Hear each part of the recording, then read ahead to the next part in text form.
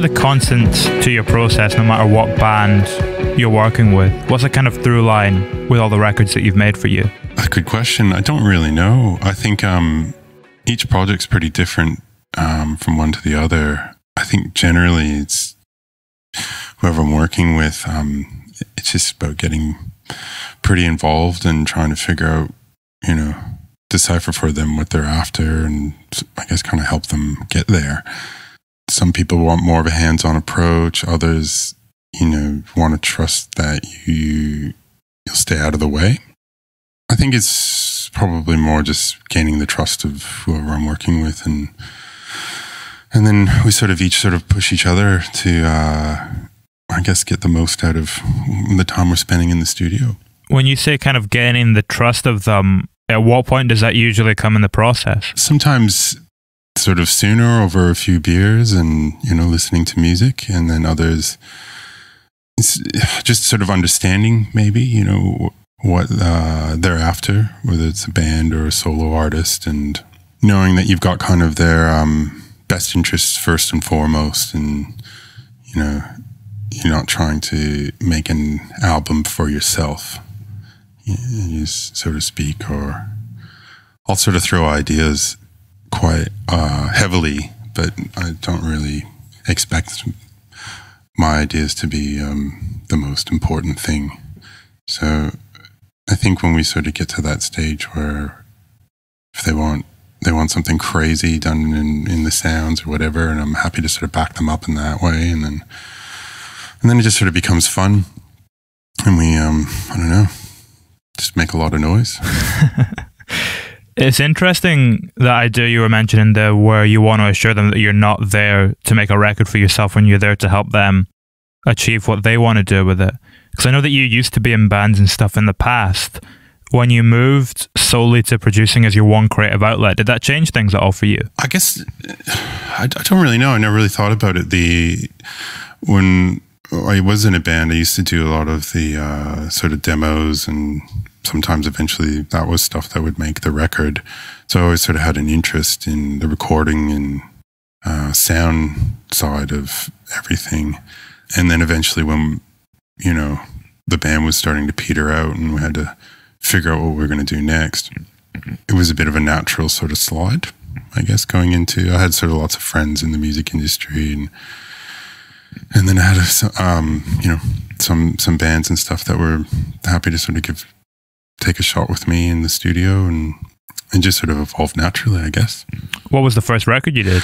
First record I did was, I did a couple EPs, I guess. And the very first one was this band called Ghosts of Television, and then their friends Warhorse. And it was pretty fun. They were young, into smoking bongs a ton, so I think I had a lot of, I guess, leeway. No one was really keeping a check on me too much. So that was good to practice things. And then I guess the first actual album I made was for this band called The Mess Hall, and they were a two-piece in Sydney. It was good, it was fun, and it ended up, I guess, the equivalent of what your Mercury Prize would be over there. It's called the AMP Awards, and it ended up winning that. So it was pretty lucky. And then I guess from that, it was a bit of a word of mouth thing. And the whole time I never really had any formal experience or training, so I was shitting my pants in every session and just trying to pressing buttons, turning EQs, not really knowing what I was doing. When you don't have that formal education, and does that almost fuel you to work harder in some ways? Does it motivate you? Yeah, I guess it would. Everyone's, or I don't know, I can't speak for everyone, when, at least for myself, and it was definitely a lot of fear, I think, when you're in a band or when you're doing this, of trying to do your best and trying to do something, and hopefully that'll, you won't get caught out, so to speak. So yeah, it was just tons of hours and lots of late nights when everyone would go home, just keep fiddling away and trying things, and benchmarking yourself against other albums and productions that you really like, and I guess just aiming high. That's interesting, because there's often a thing I see getting thrown around with kind of bands that are up and coming, that they're speaking about how they feel like they shouldn't compare themselves to the artists they really admire, and they should instead compare themselves to other artists around them, because it's not fair to think they could achieve those heights. But were you very much from the beginning look at the records that were really important to you and trying to get to that point? Was that always in your kind of vision? Yeah, I mean, I think I understand sort of both sides of that.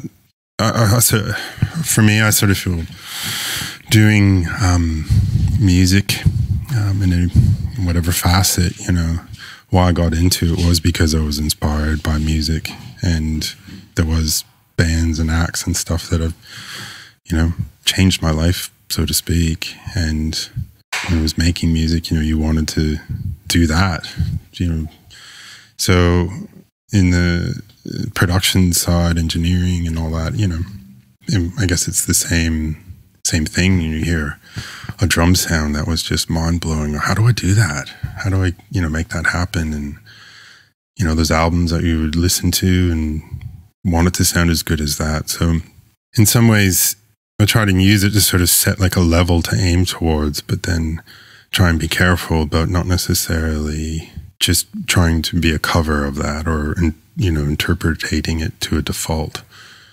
I think it's good to have at least something in the horizon that you're moving forward towards. Yeah. And I guess as well that when you're a young producer, you set something like back in those days when you were a young producer and you set something like Sonic Youth as your benchmark that you're trying to get to, even if you don't quite have the skills at that point to get to it, the very fact that you're reaching for it, you'll probably get further than you would had you just tried to achieve something a little bit lower down, if that makes sense. Yeah, for sure.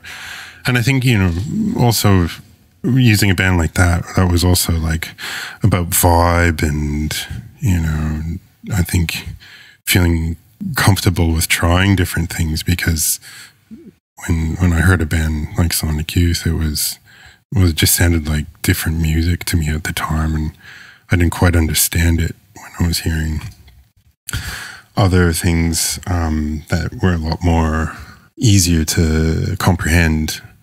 Things like that were like sort of pushed to like experiment, and if a sound comes in your head, like how do you get that? And what would a band like this do? And a band like that would do it. So it gives you the courage to kind of try things. When you were trying to go for a sound or something like that, would you read interviews with the band? Would you try and find out how they did it, or will you just try and reach that point by experimenting? Yep, all of the above. I'll definitely make no bones about it. Like I would read and research, and any bits of information I would pick up in an interview, I would totally steal. I'm a big believer in theft. I think by doing that, it would lead me to some other place. I guess because when I started like being in the studio or a session, like I was working out of studio, so there was time limits for everything, unless of course the owner went home and I had the keys. You can sort of stay back a bit, but for a lot of it was you'd just see that clock just suddenly minutes became seconds, and so if you kind of had like I would read about things and go, okay, tomorrow I'm going to try that. And then hopefully it got me kind of closer to some objective I was after. If not, it would spur something else on. But if there was any shortcuts, I was taking them at the time. And it's a lot different, I think, sometimes when you have your own studio, or especially now where, the computer is the basis of everything. You just get lost. But back then it was kind of, how do I get a cool kick drum sound? Okay, they did this, I'll chuck that up. And then that sounds good. Off you go. Has the computer made things a lot more accessible for up-and-coming producers now, when it kind of removes that idea of a time limit and it removes that idea of needing a massively professional setup to try and do something? I think again, it probably just depends on whose hands it falls in. I definitely feel there's a benefit of learning proper techniques with stuff, in a sense, like cooking. Like you sort of learn measurements and you learn what tastes good together and how much of this and how much is too much salt. You know, I think in recording, it's really good to sort of learn some of those fundamentals so you can then sort of, you know, bend them as much to your own style. I mean, the computer is a fascinating thing. Like mixing wise, I'm pretty much just stay inside of Pro Tools these days because, you know, I have to juggle different projects, and I need to be able to open up a session 2 months later when someone's decided that they want the shaker up. So I think having maybe some of the discipline of old school recording is really beneficial in sort of like the modern era of recording. And then there's just things you can do in the computer now that are like, couldn't do so much on the tape. I guess as well, when it comes back to that analogy you were mentioning, like cooking there, and you know, how much salt is too salt. The thing that's different about music making now is that if you add too much salt, you can just take it out again. Yeah. Yeah. Or tune that salt. Yeah, it's, I guess, you know, it depends on your style and the genre of music you're working in and whatnot. There's definitely a thing where the computer becomes an instrument and you can do some amazing stuff. And there's also, I guess, the handicap too, where, you know, it doesn't always push some younger artists to maybe work on their music enough, because you can fix things and you can tune and time and, you know, run the iron over it and get rid of any creases. It's a give and take, I think, with all that stuff. So I don't know. I'm always trying to, going back to one of your original questions, is, you know, when I'm working with an artist or whatever, I do try and push them as much as I can possibly to, you know, exercise their skills so that we don't have to fall into like too generic in the computer, or we can use the computer as an instrument rather than as the ultimate repair tool. Yeah, it's a way of ensuring that the computer doesn't become a limitation. That ability to fix everything doesn't impede the music itself. Yeah, or just like, you know, it's like a hospital for music where you're just like, hey, don't worry, guys. That's good enough. Go watch TV and, you know, we'll just put the song through some surgery and it'll be all right. It's always nice. I think the lots of songs and stuff that I've worked on that maybe have come out the best, you know, is when it has been fundamentally the most organic sort of approach. I think it was the sports team one as well that I heard you talking about, how you would be going to the song and you would just randomly throw things in. Like, okay, let's speed it up a bit, or let's try and come up with a new drum part. Yeah. When we were sort of working on that record, we were sort of doing songs in different sessions over the course of like a year and a bit. And often, again, it was really short studio times. We kind of sent in to make a couple songs, and one would be the focus, and then those one songs become greedy and take all the time, and then, oh shit, we've got 2 more to go, and so you sort of turn into this a bit manic. Everyone gets a bit manic, and then, which is fun, and if you can kind of harness that energy, then we end up put the mix through the space echo and see what happens, and you're sort of collecting weird sounds and chucking a harmonica in. Check a harmonica in there. And everyone's going to wake up the next day and mute. But yeah, I don't know. I like, I definitely am a big sort of drums and bass fan. Not so much the genre, but definitely the instruments. And I feel if you can get sort of grooves and rhythms and those sounds right, you know, it's one of the major pulls, at least for me, when I hear music, that like, whoa, what's this? You're almost building it from the ground up. Building it from the ground up, but I think when you, with a band like that, you're also trying to, I would really hope that their fans or whoever's listening to it, you know, if they want to focus on the vocals, they can. If they want to focus on the drums, they can. If they want to focus on the bass, the guitar, the keys, or whatever, you know, it's interesting to them for those individual aspects, as opposed to it sounding, sometimes it's sad that the bass player gets hidden in the background or, you know, whatnot. it's kind of nice to make sure everyone gets a little bit of time in the limelight. I think with what you were saying there about the drums and bass in that band in particular, though, there's such a kind of chaotic energy to the music that the drums and bass are almost like you laying down the tracks to keep it on the rails, and then the crazy train comes thundering through with all the guitars and harmonicas and shouting and all that business. Yeah. You need something to anchor the boat, otherwise it's going out to sea fast. So yeah, we'll pin it down somewhere, which way or the other. When it comes to, we were talking earlier on about understanding a band sound and what they want to do with it. How do you do that when the music is so chaotic and it does have that edge to it? Is it more difficult in that case? Well, again, it's where it's sort of a project to project, and it's really trying to get on the artist's side and figure out what it is they're after and what is important in the I guess delivery of the music, because it can be tricky for me sometimes where I'll work on a project, and like I said, like everyone wants the drums banging loud, and it's like, yes, and you think you've cracked that code, and then you go to another one and it's like they want the drums to sound small and indecipherable, and you're like, okay. And you gotta revert your thinking. It's really just trying to understand what they're after. And then when you kind of get your head around that, and then I feel like then we're both in the same car and we're going in the same direction, and then that's when the experimenting comes, and that's when it becomes quite fun. But yeah, I don't really know if there's not one formula that's from each, and I'm probably learning as much from the bands as maybe they are from me sometimes. You have to really be ready to say, like, you're wrong. Oops, I was wrong.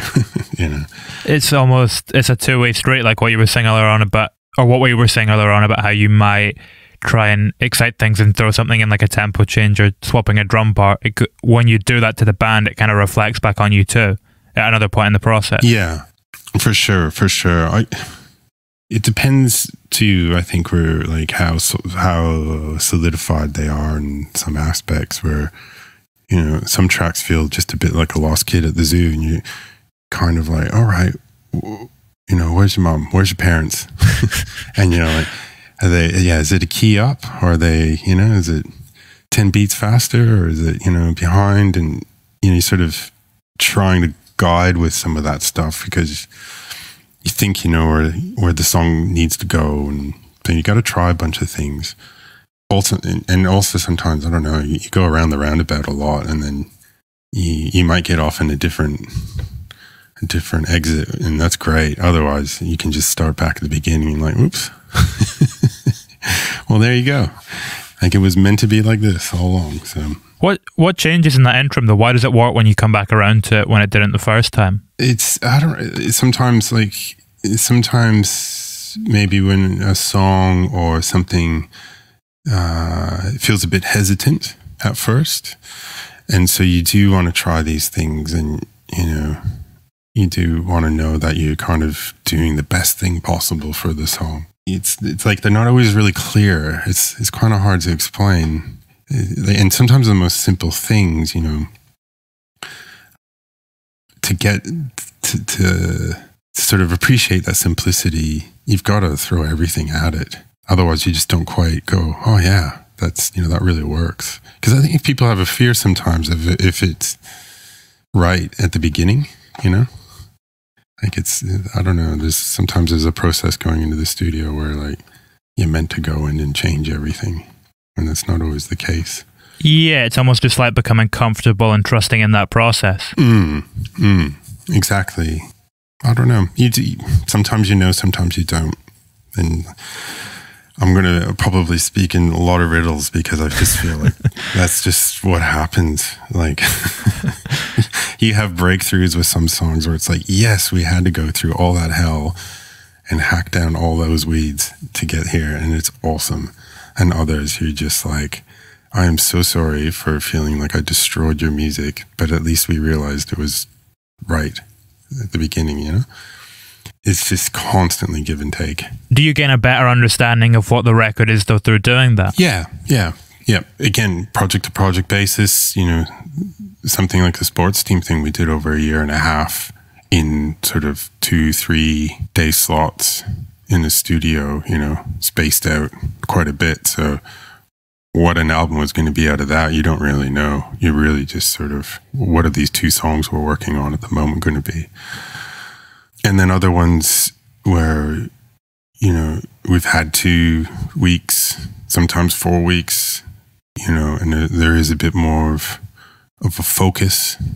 I think it always helps when the lyrics are written, which, funnily enough, is not usually the case. But I think when the lyrics are written, that's a big beacon to kind of get you through the fog. That can make a session go a lot faster. You sort of have the world that you're in, and then you start putting up some barriers, and you sort of like, okay, cool, we don't need to go over here. We don't need to do that because the world is this big, and this is what we're going to stay in and make this work. So if you can kind of understand those things earlier on, then the process doesn't have to take as long. It can be a lot more, you get a lot more done, it's more focused.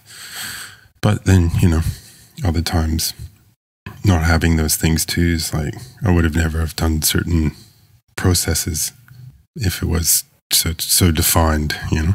Was that the case for the Rolling Blackouts Coastal Fever one? What you were saying about kind of having that strong backbone there and figuring it out pretty quick? Because it's so cohesive. I think when I try with bands too, is I try to do a lot of pre-production. And with them, I think we probably spent about a week together in a rehearsal room. With their songs, they had, I'd say most of the songs, they have like 3 songwriters in the band, and for 1 or 2 of them, maybe the lyrics are kind of up there a bit, but it's more definitely like a feel and a vibe.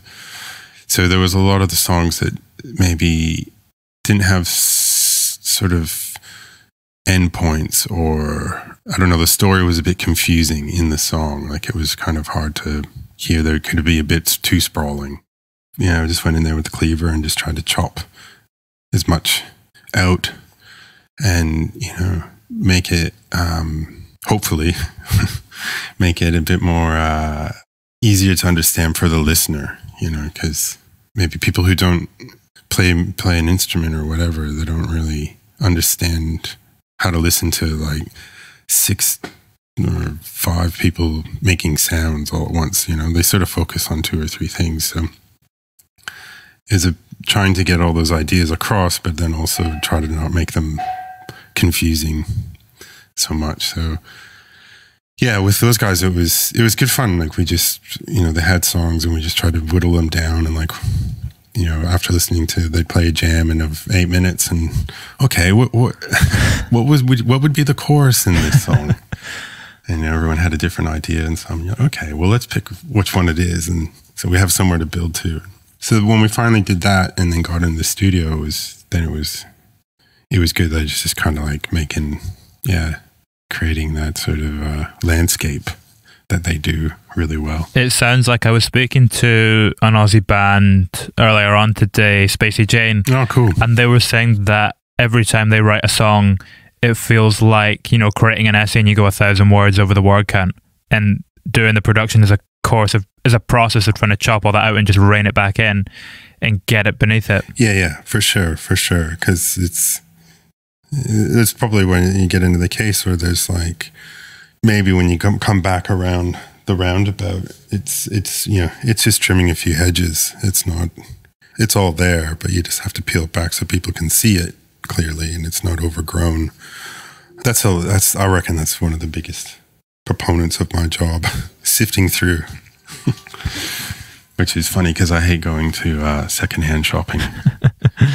How important is it for you as a producer to understand where what you're making is coming in, the chronology in the band and what they've released before?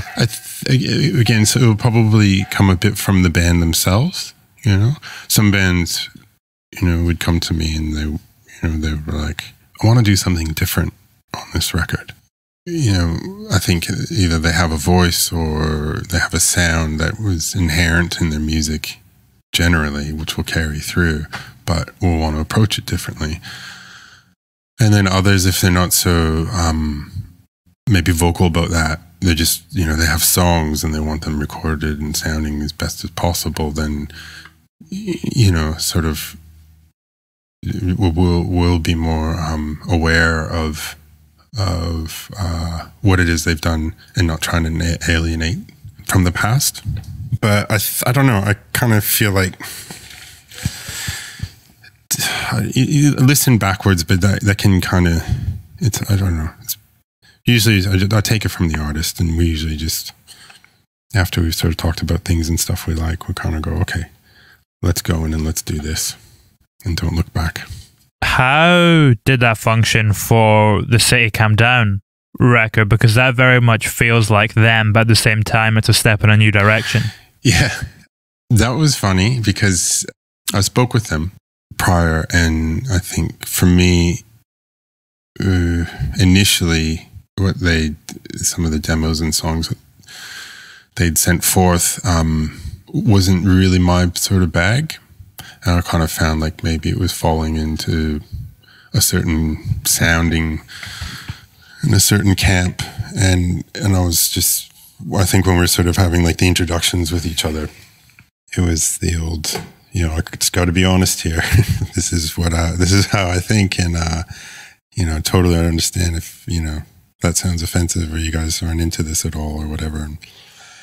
And I think for them, they were kind of actually happy to hear that. And Jack, the singer and who you know writes the majority of the music, was really like, yay, that's what I wanted. You know, I wanted someone to sort of pull me out of the comfort zone a bit and push me somewhere different. When we got that out of the way, and kind of all realized, you know, this is sort of probably how I would do things, and that they were interested in, you know, not doing the same record they did last time, then it was a ton of fun. And yeah, it was really cool. Like I had a great time with those guys, and they're awesome dudes, and, you know, still keep in touch quite a bit with Jack actually these days. I know it definitely didn't go down well with some of their fans, but I think they wanted someone to open that door to, or, you know, give them a green light to try some new stuff. And I was really into what they were doing for that. And yeah, we just sort of went for it, for better or worse. So what were those songs when they brought them to you? Were they similar to what they'd done before, and you kind of wanted to pull it somewhere different, or? Yeah, I think so. I sort of felt like that. Some of the initial demos, or there's a couple songs here and there, were maybe, so just what they'd done in the past, and, you know, a certain, I guess, style, genre-ish of what that sort of falls into. I was just sort of saying, like, I don't know if this is sort of what you're after, then I might not be the best person for it, because I don't fully, it's not sort of your cup of tea necessary. Yeah, so it's sort of getting off, and then I think and then Jack wrote the television song. He was really excited, and I think we used quite a bit from his demo on that. It was just sort of more fun, and I was like, yeah, you know, this sounds rad to me. If you're going down this road, sign me up. And then that's just kind of how it happened, you know. I think they just, yeah, you know, like anyone, when you've done a few albums, you know, a certain way or whatever, you want to do different things, you know. Were you aware that was going to be their last record when you were working on it? No, that wasn't the case at the time, at least not that I knew of. I think they were all pretty excited about it, but it was, you know, a bit tricky because, you know, families are happening, jobs, you know, side jobs of, you know, certain members were taking precedent, and then, you know, sometimes doing those tours that kind of just rob your bank account. You know, it's hard to sort of like, get back in there.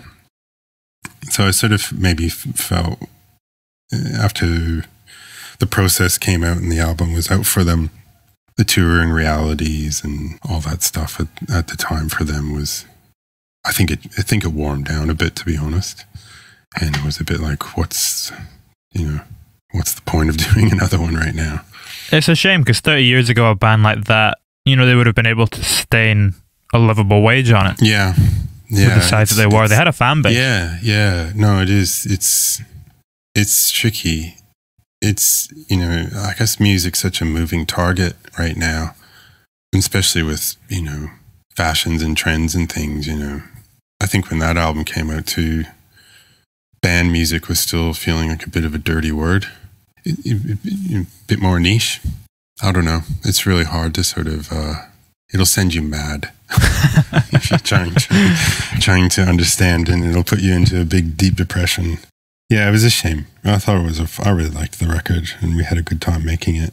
And I definitely know whenever I go, and if I ever get back to Melbourne in the near future, we're going to all have a big old drink and catch up. When were you last in Melbourne? Oddly enough, at the beginning of this whole shit show of a pandemic. So I'd gone back to Australia to finalize my visa. And also I was making a record with an artist a Melbourne artist called Ryan Downey. I got back on, I think it was a Thursday, and I went and did my visa biometrics or whatever it is part, handed over my passport, flew to Melbourne on Sunday. We went into the studio on Monday, and by Wednesday is when they announced that they were closing the borders. That was the last time I was in Melbourne, and it was crazy. So we got the majority of this record recorded in those 5 days, and then got back to Sydney because I had a place to stay, and then sort of the rest of the record was Ryan and myself changing files over the internet. So how long were you in Sydney for before you got back here? I had to wait until the visa offices reopened to get my passport. So I got stuck in Australia for about 3.5 months. Wow. It was such a shit show, you forget. It was crazy. I mean, it's definitely not the worst place you could have been, especially in the first, I guess, universal lockdown.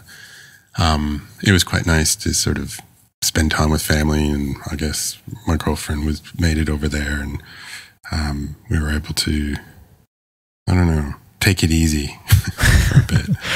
I remember Bad Dreams. They were kind of in the same spot. They were over here touring, or kind of the opposite way around, I guess, and everything started to shut, and they basically had to race back to Australia, cancel the rest of the tour, and kind of just hot tail it from border to border to get back in before they all shut. Yeah, it was really tricky.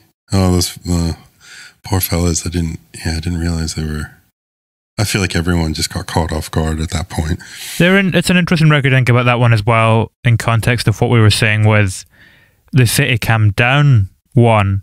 Was that a similar thing for you? Because that's another record where you take that band's direction, that band's sound rather, in a bit of a different direction and kind of build up on what was there before, but still do something different with it. Yeah, well, I think again with like a talk with the band, and was doing it sort of a collab with my friend Tim, who goes under the name of Jacklin, who we've done a couple of records together.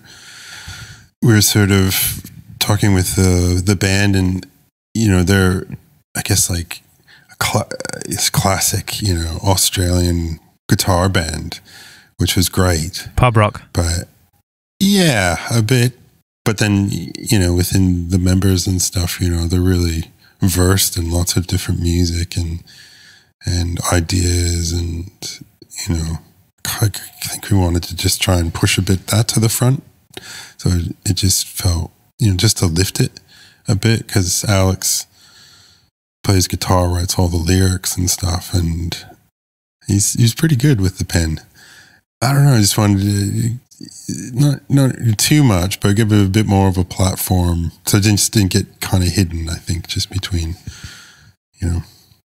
sort of just rock music. Yeah, when you've got stuff on that album like Harry's Station, which is a lot softer, it's almost like ballady. Yeah. I mean, I guess that's a real throwback to that sort of landscape Australian sound. I think that sort of pops up, and there's a band called the Triffids, which is quite iconic over there, and they're quite fans of that, and so we sort of want to harness a bit of that in that song for sure. It's interesting you were speaking about Alex as a songwriter there, because I know that he's also a producer, but he didn't produce that record. It was yourself and Jack Ladder. What's that like, that dynamic, when you're working with a musician who's also a producer but isn't producing the record? Depends, I guess. I mean, in that context, no. There was, felt like everyone's roles were sort of defined, and they were sort of happy to be coached a bit and pushed a bit. Yeah, there wasn't any friction or anything like that. Yeah, I'm trying to think back now because that was a while ago. The years fly by. The years, and just, I guess, maybe the condensed, some of these sessions, they're sort of done in 10 fairly sleepless days. So, and everyone's view or recollection of them is always quite a bit different than probably how it was. But yeah, I mean, it was fun. It was like we did it in Adelaide in this guy's studio that he had in his converted garage. So there you go, garage band. And it was hot, but it was fun and weird, and yeah, I don't know. It was a good time. When did you first get your own studio? Because you quite often just used to go from, or I imagine you maybe still do, before the pandemic, you would just go from studio to studio, and it wouldn't really matter the place that you were in for you. I don't have a studio. You don't? I've got, no, I just have a pair of speakers. I guess kind of more like a mix setup. I sort of do the majority of my mixing from. But I've never really gone down my own personal studio route, mainly because I've just wanted to have a bit more freedom to be able to, sort of go to different parts and make records in other spaces and not worry about an overhead of gear. Well, particularly in the pandemic. Yeah, for sure. And I mean, I've been lucky that in Australia and even over here to some extent, most studios you go into are people who've got a passion for it, or they're pretty great, and after a few days of getting your head around how it all works, it's nice to it's always nice to I like the change of environment. Where did you do the Julia Jacklin record? Did that in Australia, up at the Grove Studios, which is sort of 2 hours outside of Sydney. It's my friend's studio. I guess I was living up there for a while as well, so I did a lot of things out of there. Is this a studio that's kind of out in the middle of nowhere? It feels like it when you're there, but it's they say sort of like it's this town called Gosford, which is about 2 hours. I was just shy of 2 hours or whatever from sort of the Sydney centre, and it's like it's a coastal town. There's sort of some beaches nearby, which are quite nice. But the studio it was built by the bass player from INXS, and it was where he lived, and it was his private studio, and I think they did an album there or whatever before Michael passed. He eventually moved and sold it, and then the studio got expanded, and then it passed through a few hands, and then eventually fell into my friend Scott, who bought it. And it's in sort of like up the side of this hill. When you get to the studio, I can't remember how many, it's quite a few acres of property, and there's a big sort of dense kind of gum tree bushland out the back. So it does feel really, really secluded, and like you're in the middle of nowhere. But the reality is you're 10 minutes from the local grocery store. That's what you want. Yeah, it's perfect. I mean, for bands, it's amazing, and you go and stay there, and it's 24 hours. So usually what would happen is we'd, the initial few days with the band we'd sort of start between, I don't know, 9 or 11, between 9 and 11, around 10 or whatever. And then as the days and nights go on, you end up starting around 1 or 2 and going till 4 in the morning or whatever. It's great. It's really good. Everyone loses themselves out there. And, if you can put your phone down and not get off the internet, you really can just get right into the sort of pit of making records, which is awesome. Would you ever implement like a no cell phone rule in the studio? I definitely throw some angry eyes around. I try to give the benefit of the doubt. Why do you need them when you're in the studio? I've never really got it. I think it's just like everyone's new limbs that they can't live without, I don't know, even I'm looking at some construction workers across from my place at the moment, and they're on their phones right now. So I don't know. I feel like it's just commonplace. Like if you sit on a bus and look around, you don't really see many people looking out the window anymore. And yeah, and especially now, I don't know. I don't have an Instagram or Twitter or stuff. I've got a Facebook, but I actually don't even think I've logged into that in a couple of years. But there's so many lives being lived through this stuff, so it's annoying. It's definitely annoying when you're sort of listening back and you turn around and everyone's updating whatever, and they haven't actually paid attention to their song. That's when I kind of crack the shits. I wonder if we'll look back on this time in 20 years and think how crazy it was that we were all just looking down all the time. Well, keep your ears peeled, because there's definitely a lot of phone interruptions that happen in guitar amps and mic lines. And you get that had to edit a lot of that stuff out. But I don't know. I think if you can kind of, it's definitely if you're going to be recording, or like if bands playing together, that's sort of annoying in between takes, and you're looking. Some people, as soon as the take is done, they're just on their phones. Yeah, I know phone policy would be good, which we'll try in the next one.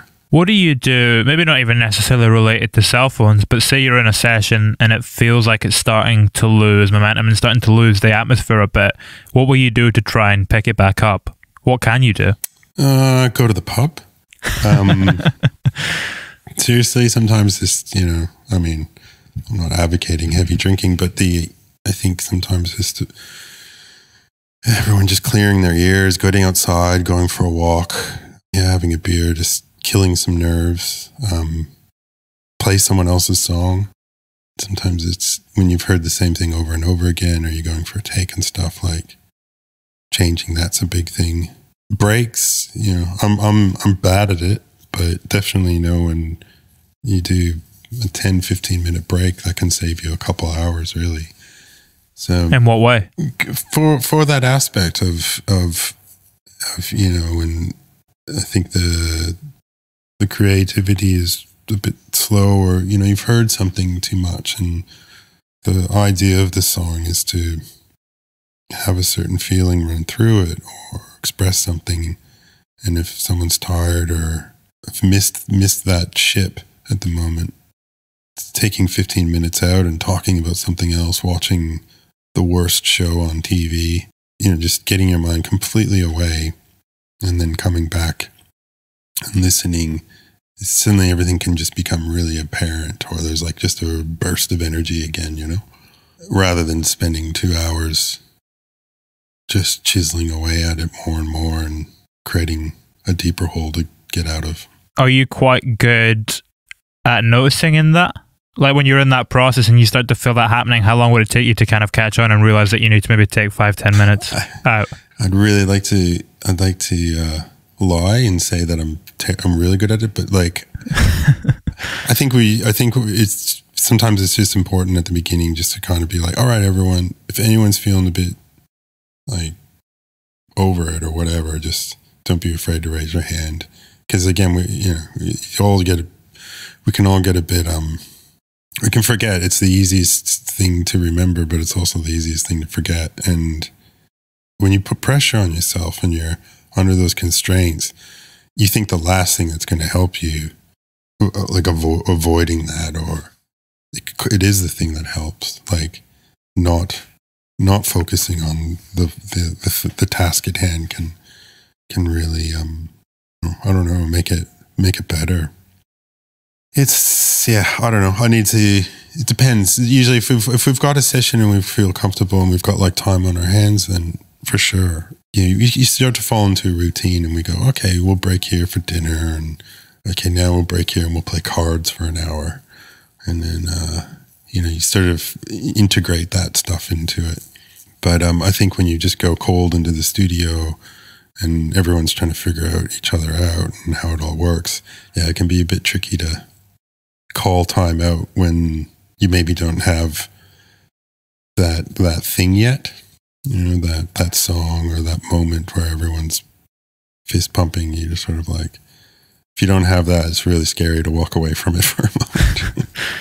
But you need to. Would you set yourself goals each day when you're in the studio? Would that help to keep you on the right track?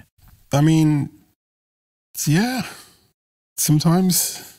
Yeah, it can. I mean, I tend to find that happens a little bit later. I think when you get the whiteboard out and you start, I mean, maybe it should be done that way. I'm not really sure, but I kind of often find in the beginning, the more I've prepared and had a game plan, the more that plan hasn't gone to game. So I sort of take the first few days, if we've got the luxury of that, and then find its natural rhythm. And then I think goals kind of, open themselves up. If, maybe try and work fast in the beginning, because if you kind of feel like you've got, feel like you're accomplishing things and getting things done, that really helps the mood. And then it feels a bit easier if we need to redo something or spend more time on a song or something like that a little bit later. You feel like you've got that ability to. So I think maybe the first goal would just say kind of get in there and get fast and just start doing big brush strokes. No matter if they're a good color or not, just throw paint to canvas.